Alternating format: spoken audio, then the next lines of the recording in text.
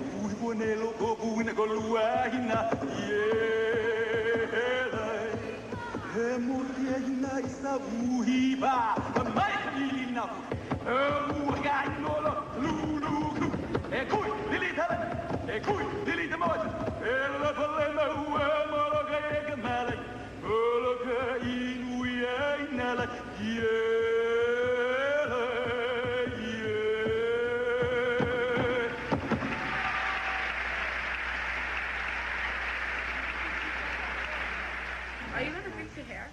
Yeah, I want to fix it. Performers of ancient hula and their kumu are judged not only on interpretation of chants and precision of movement, but on authenticity and beauty of costume.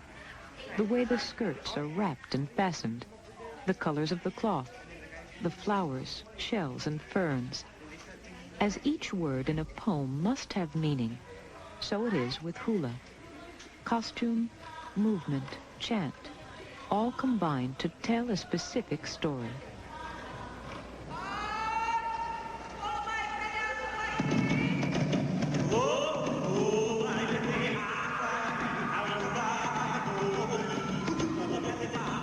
The fire goddess Pele is impatient for the return of her husband from Kauai. She sends her sister to fetch him.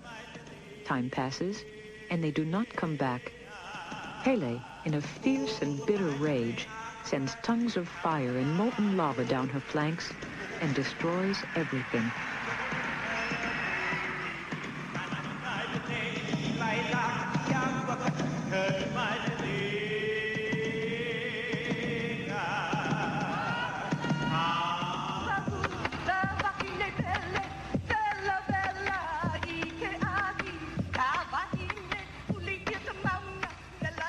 Pele is searching for a new home.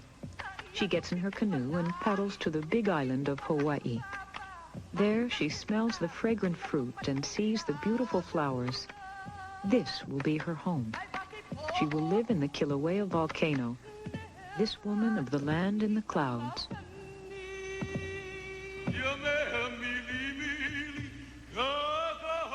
A beautiful woman whose lover only visits her at night becomes suspicious. She secretly attaches a piece of red cloth to him and goes searching for him in a cave the next day. There, her lover is revealed. He is not a man, but a caterpillar god.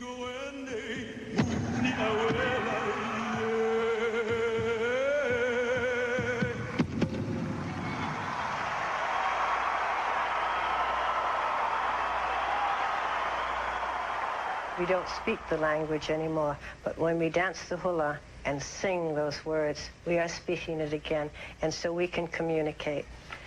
It's so very important to us. The day come when they change my dances, then it loses the authenticity and the real true meaning of hula. That's all we have right now. That's ancient.